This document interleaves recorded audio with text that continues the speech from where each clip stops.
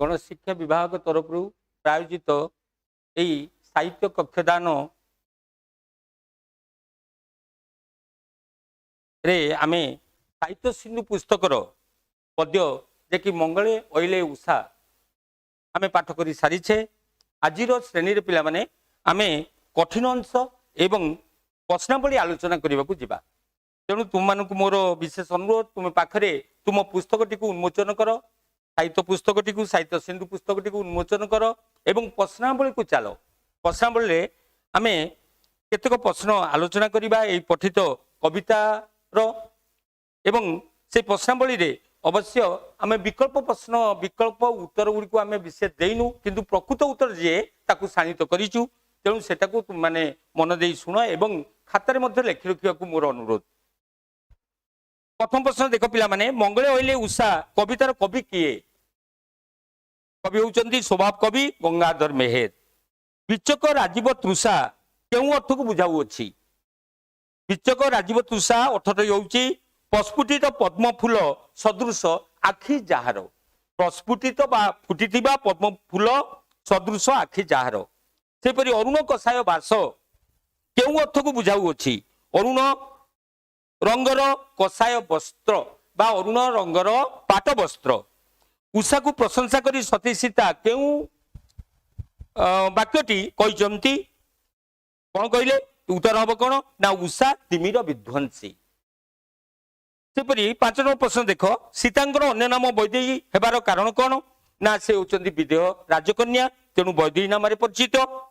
कर पल्लव पदटी केउ समास अटे? कर रूपक पल्लव तेणु रूपक कर्मधारय समास हेउची उत्तर। सेपरि मंगले ओइले उषा कविताटी कविंकर केउ काव्यरु संगृहीत? तो माने भल कि जानचो पिला माने तपस्विनी काव्यरु संगृहीत। उत्तर होउची तपस्विनी काव्य। वाल्मीकि आश्रम को सीता को दर्शन करिया पई किए आसीथिबा कथा कवितारे शाणित होईची बा कवितारे कुआ जाई अछि। उषा आसीथिले दर्शन अभिलाष रे। या मन रखिछ तमे कर पल्लव रे उषा देवी केउ उपहार धरी दर्शन करिया पई वाल्मीकि आश्रम को आसीथिले?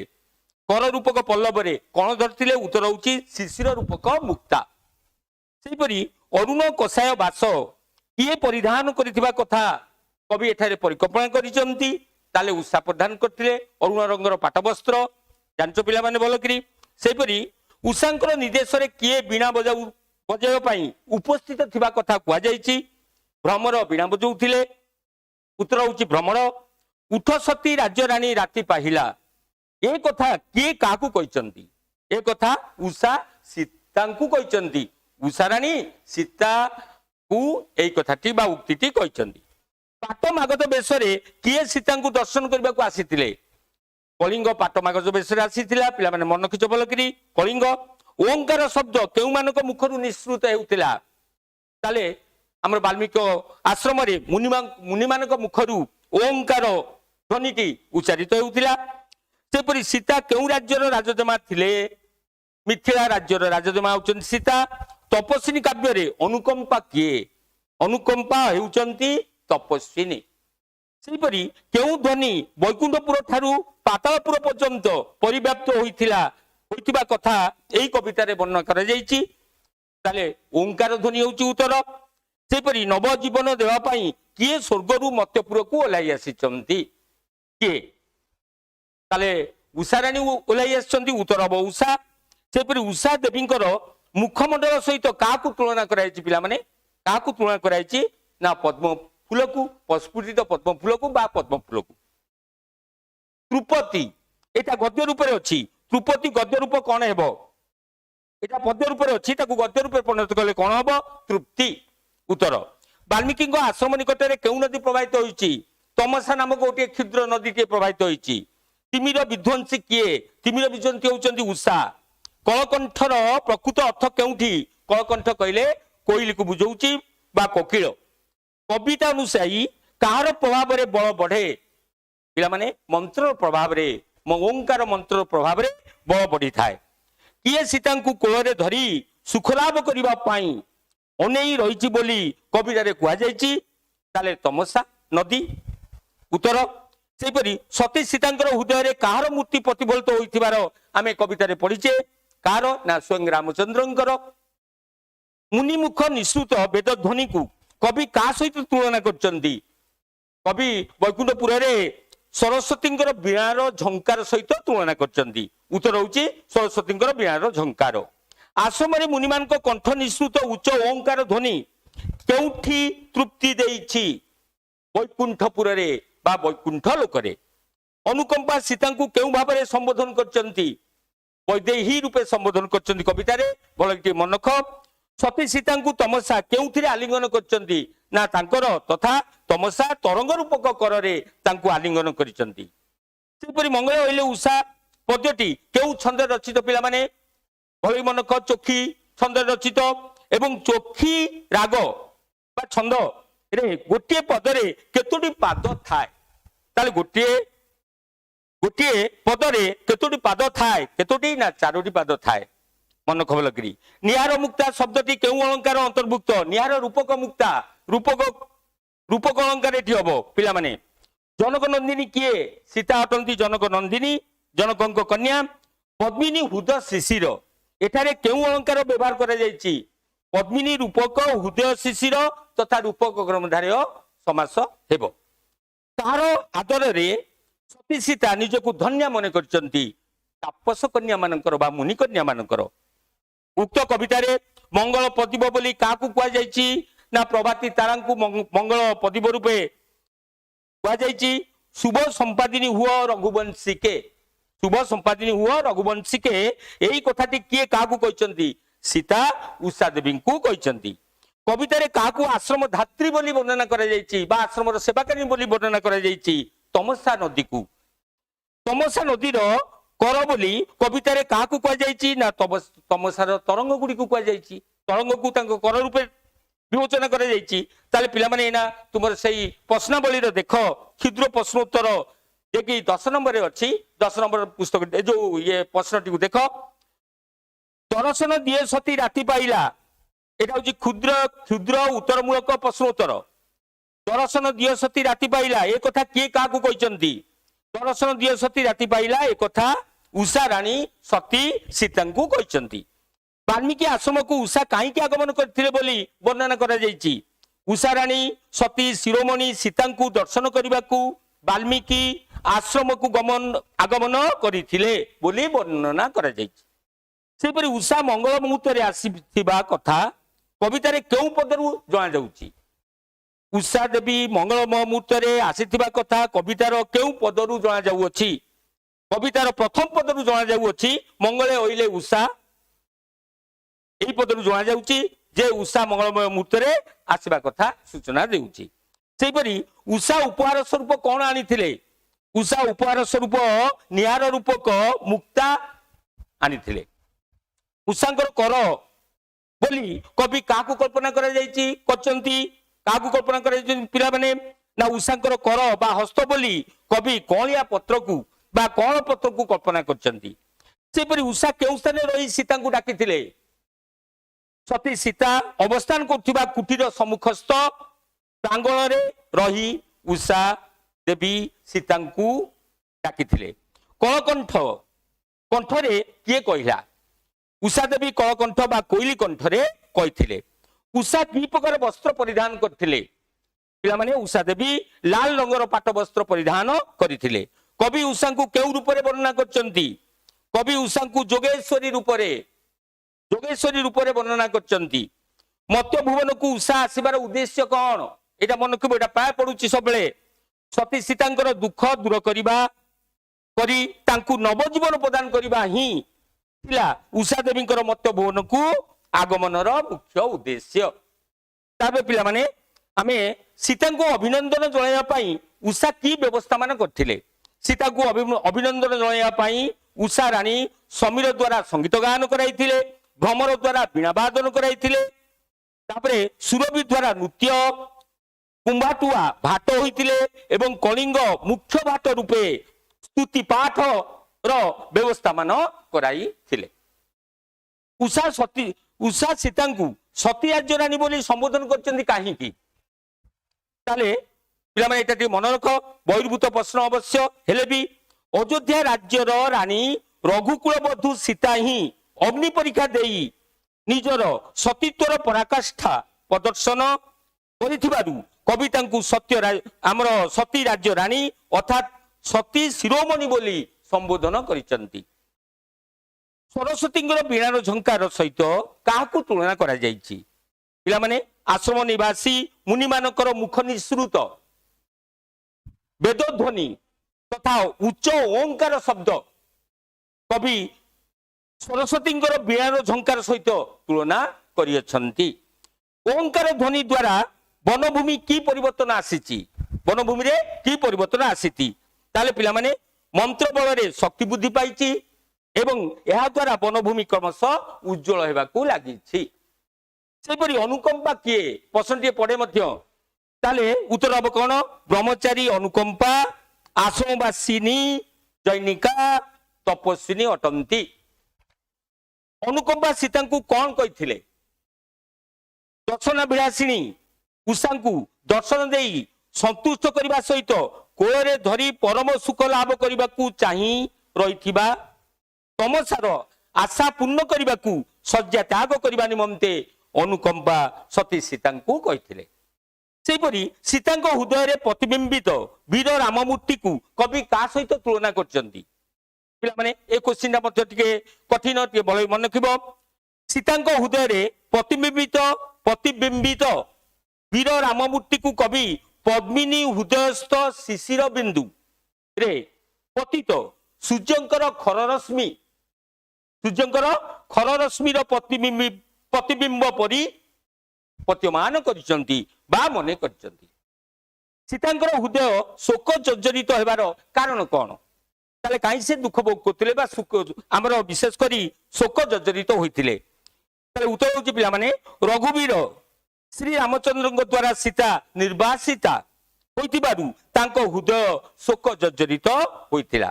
ସେହିପରି ସୀତା ଉଷାଙ୍କ ପଦବନ୍ଦନା କରି କଣ କହିଲେ? ସୀତା ଉଷାଙ୍କର ପଦବନ୍ଦନା କରି ତାଙ୍କୁ ସଂସାରରେ ଅନ୍ଧକାର ବିନାଶିନୀ ତିମିର ବିଧ୍ୱଂସୀ ବା ଅନ୍ଧକାର ବିନାଶିନୀ ତଥା ସୂର୍ଯ୍ୟୋଦୟର ସୂଚକ ହେବା ପାଇଁ ପ୍ରଶଂସା କରିଥିଲେ ବା କହିଥିଲେ। ସେହିପରି ଉଷାଙ୍କୁ ଶୁଭ୍ର ସୌରଭ ରସିକେ ବୋଲି ସୀତା କହିଲେ କାହିଁକି? ଉଷାଙ୍କର ଆଗମନରେ ସଂସାର ଶୁଭ୍ର ସୌରଭରେ ପରିପୂର୍ଣ୍ଣ ହୋଇ ଉଠିଥିବାରୁ ସୀତା ତାଙ୍କୁ ଶୁଭ୍ର ସୌରଭ ରସିକେ ବୋଲି ବର୍ଣ୍ଣନା କରିଛନ୍ତି। ଶୁଭ୍ର ସମ୍ପାଦିନୀ ହୁଅ ରଘୁବଂଶିକେ। ଏହି ଶୁଭ ସମ୍ପାଦିନୀ ହୁଅ ରଘୁବଂଶିକେ କଥାଟି କିଏ କାହାକୁ କହିଛନ୍ତି? ଶୁଭ ସମ୍ପାଦିନୀ ହୁଅ ରଘୁବଂଶିକେ ଏହି କଥାଟି ସତୀ ସୀତା ଉଷାରାଣୀଙ୍କୁ କହିଛନ୍ତି। ସେହିପରି ତମସାକୁ ଆଶ୍ରମ ଧାତ୍ରୀ ବୋଲି କାହିଁ କୁହାଯାଇଛି?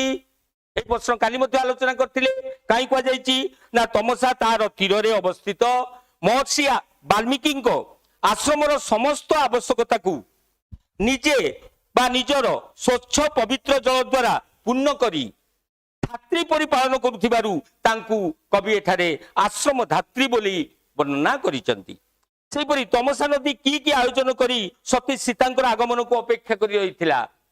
তাহলে তমসা নদী তার প্রাঙ্গণরে কুসুম বা পুষ্প গুড়িକୁ মিছি ଦେଇଥିଲା, সুবাসিত জল সিঞ্চন କରିଥିଲା, প্রভাতী তারাকু মঙ্গল প্রদীপ রূপে প্রজ্বলন করি সীতাঙ্কর প্রজ্বলন করিবা সহিত পিলামানে মীন নয়ନରେ মাছ ମାନଙ୍କ ନେତ୍ରରେ বা মীন নয়ନରେ সীতাঙ্কর আগমনକୁ অপেক্ষা କରି ରହିଥିଲା।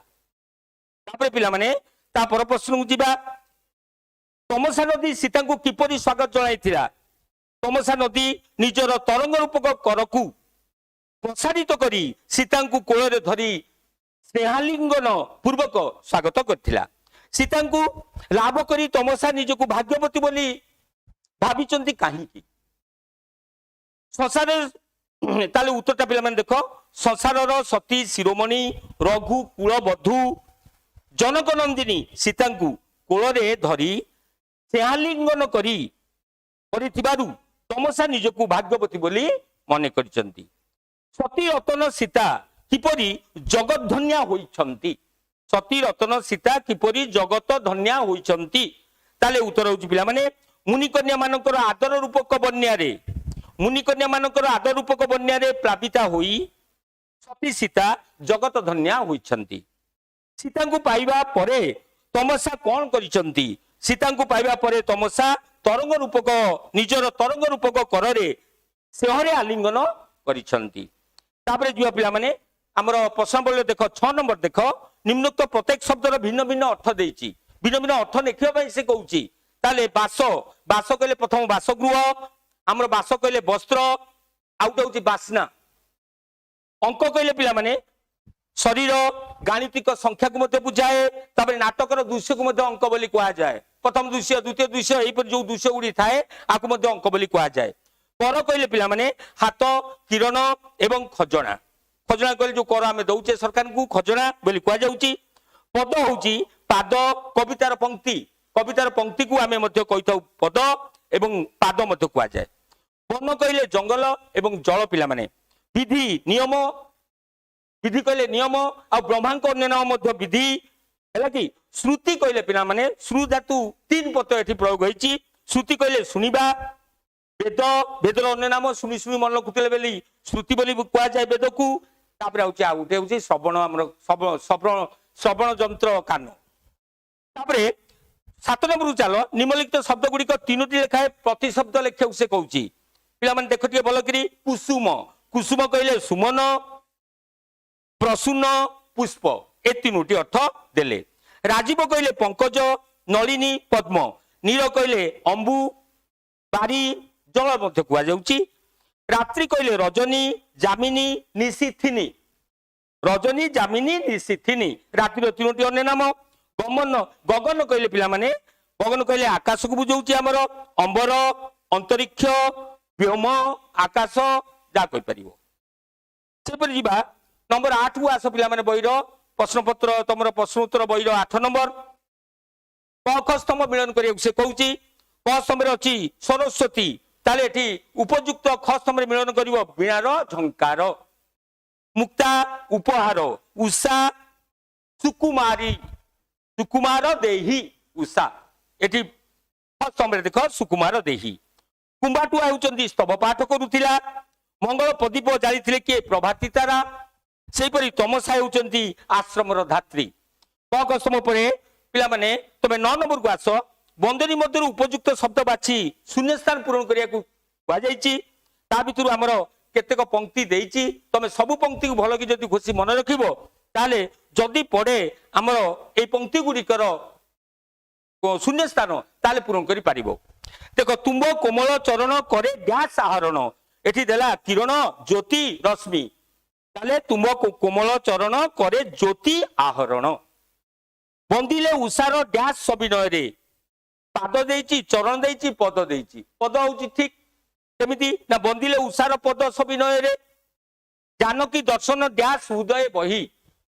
ତାହେଲେ ଜାନକୀ ଦର୍ଶନ ତୃଷା, ତୃଷା ହୃଦୟ ବହି। ପ୍ରାଙ୍ଗଣେ କୁସୁମ ବିଞ୍ଚି ସୁବାସିତ ଡ୍ୟାସ୍ ଛିଞ୍ଚି। ତାହେଲେ ନୀର, ଜଳ, ସଲିଳ ଦେଇଛି, ସେପରି ଏଠି ନୀର ହେବ। ସେହିପରି ଡ୍ୟାସ୍ ପୂରଣ ପରେ ଆମେ ଯିବା କଣ ନା 5 ନମ୍ବର ଦେଖ ମାତ୍ର ଗୋଟିଏ ସମାସ ସେ ମାଗୁଛି। ମୁଁ ଏଇ ପଠିତ କବିତାରେ ଆଉ 4ଟି ମଧ୍ୟ ଆମେ ସମାସ କରିଦେଇଛେ। କର ପଲ୍ଲବ, କର ରୂପକ ପଲ୍ଲବ, ରୂପ କର୍ମଧାର ସମାସ। ନିହାର ମୁକ୍ତା, ସେଇ ନିହାର ରୂପକ ମୁକ୍ତା, ରୂପ କର୍ମଧାର ସମାସ। ତରଙ୍ଗ କର କହିଲେ ତରଙ୍ଗ ରୂପକ କର, ସେଇ ରୂପ କର୍ମଧାର ସମାସ। ମୀନ ନୟନ, ମୀନ ରୂପକ ନୟନ, ଏଠି ରୂପ କର୍ମଧାର ହବ। এই 4ଟି ହଉଛି ସମାସ ରହିଛି ଆମର ପଠିତ କବିତାରେ।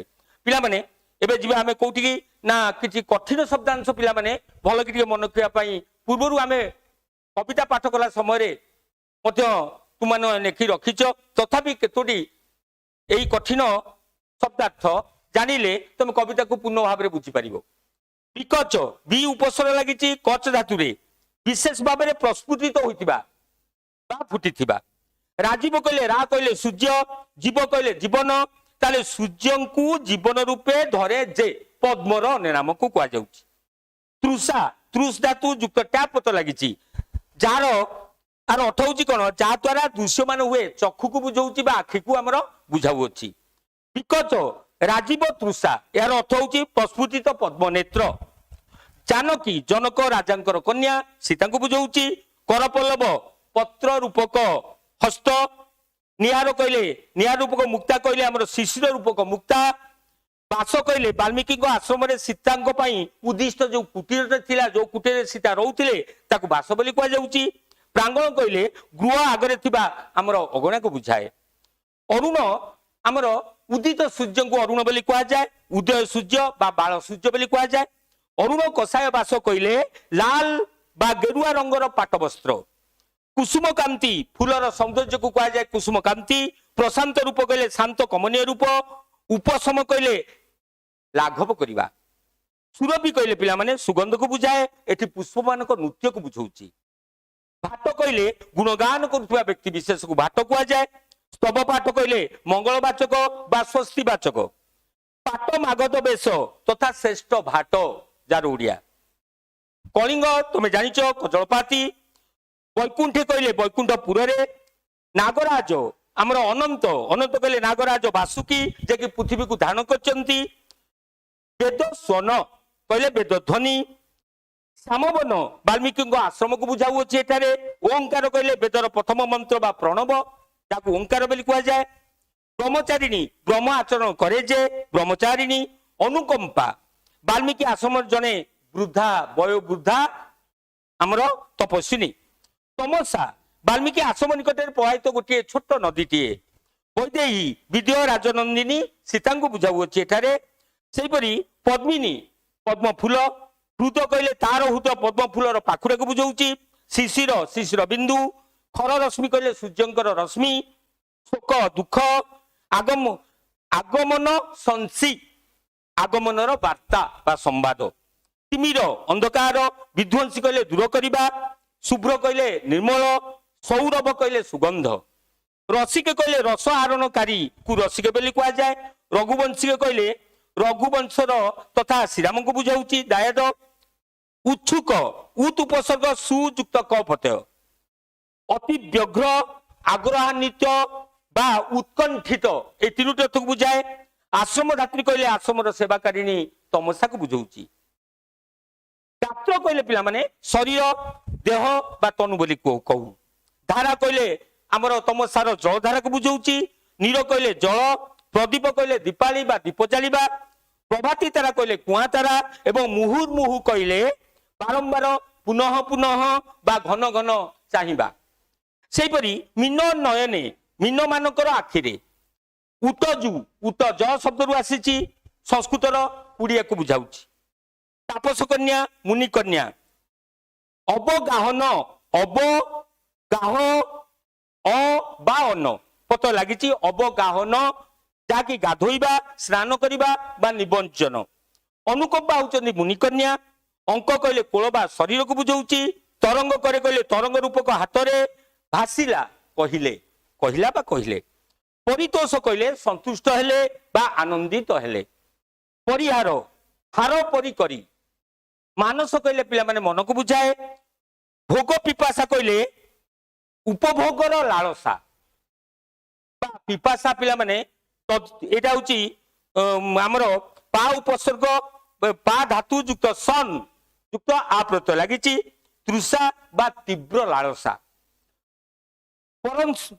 प्रशंसा तथा प्रशंसा एटा पद्य रूप है प्रशंसा करवा विहार कहले विचरण करवा एवं बोइले कहले कहले पिला माने या परे आमे आमर पठित आमर जो लॉन्ग क्वेश्चन पढ़ुची पिला माने आमर नंबर रे देख लॉन्ग क्वेश्चन जोड़ा पढ़ुची मनकर पठित कविता अनुसार वाल्मीकि आश्रम रे प्रभात कालीन दृश्य को संक्षेप रे वर्णना कर एटा जदि पढ़े किंबा आश्रम रे सती सीता को उषा किपरि स्वागत करथिले जदि प्रश्न आसे ताले तुमे केमिति लिखिबो एवं सेतिबाई दीर्घ प्रश्न को किपरि मूल्यांकन करा जाए ता मध्ये तुमे देखि परिबो हमरो शेष रे मूल्यांकन पत्रिकाटू दिया जाइछि मन कर दुईटी प्रश्न गोटे प्रश्न आसिला निश्चय पिला माने पढ़िबो आश्रम रे सती सीता को उषा किपरि स्वागत संभाषण करथिले ताहा संक्षेप रे वर्णना करो प्राय क्वेश्चन सबले पढुची हम दीर्घ उत्तर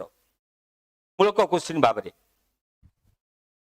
पिला माने आको प्रथम हमर विभागीकरण करा जाइछि मूल्यांकन रे कोन कवि ओ कविता नाम उल्लेख करथिले तमे निश्चित पाइबो हाफ बा अधा अधा मार्क गोटे मार्क पाइबो ताले केवल कविता केउ कविता एवं कविंकर नाम जदि उल्लेख करिवो ताले 1 नंबर पाइबो ताले हमर मंगले होइले उषा कविताटी आधुनिक ओडिया साहित्य जुगर अन्यतम कवि गंगाधर मेहर जे कि स्वभाव कवि नाम परिचित से होचंती एई कवितार रचयिता एवं एई कविता रे से मंगले ओइले उषा तांकर रचित एई कविताटी हमर तपस्विनी काव्यरू बा तपस्विनी काव्यर चतुर्थ अंकरू गृहीत एक वाक्यांश अटे तमे जदि एतिकी खाली कविंकर परिचय एवं कवि किए एवं मंगल होइले उषा कवितार परिचय दब ताले 1 मार्क पाइलो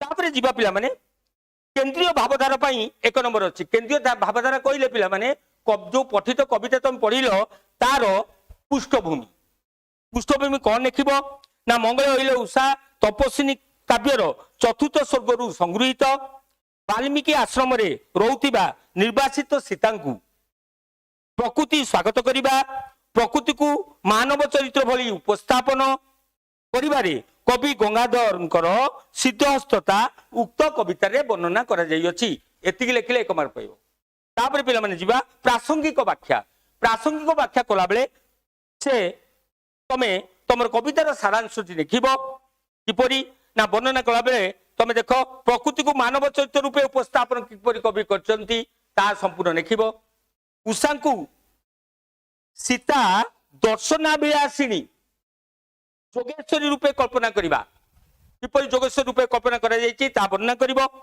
सीता को अभिवादन जणैबाकू प्रकृतिर तत्परता प्रकृति किपरि सीता को अभिवादन जणैया पई सीता को सबु कार्यक्रम मान उषा आदेश रे होईछि ताको वर्णना करिवो तापरे तमसा को आश्रम धात्री आश्रम सेवाकारिणी तमसा को किपरि वर्णना करा जायछि एवं तमसा केउ केउ भव्य आयोजन गुड़िक करिछि ताको सीता को स्वागत करिबा पई सेटा सब वर्णना करियो पड़िबो एवं मातृकप नारी रूपे तमसार चित्रण सामाजिक चलनी रे अभिनंदन विधि व्यवस्था को प्रकृति मध्य आरोपण आदि वर्णना होतिले तुमे निश्चय 3 मार्क पाइबो ताले एई परि भाबरे हमर कवि और कवितार नामोल्लेख पई हाफ हाफ बा अधा अधा नंबर एले 1 नंबर पाइलो केंद्रीय भावधारा पई हमर 1 नंबर केंद्रीय भावधारा माने कवितार पृष्ठभूमि लिखिबो मात्र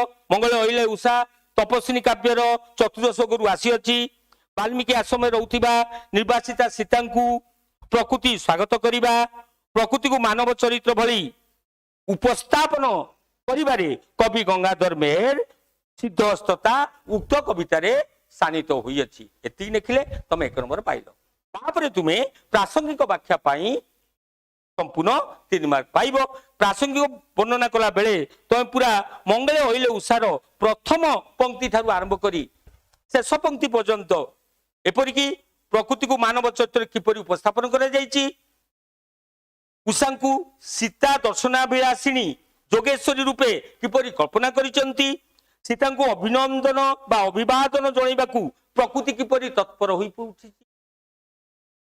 से समस्त कथा वर्णना करिवो आज आमर ये कक्षटी परिसमाप्ति करवा।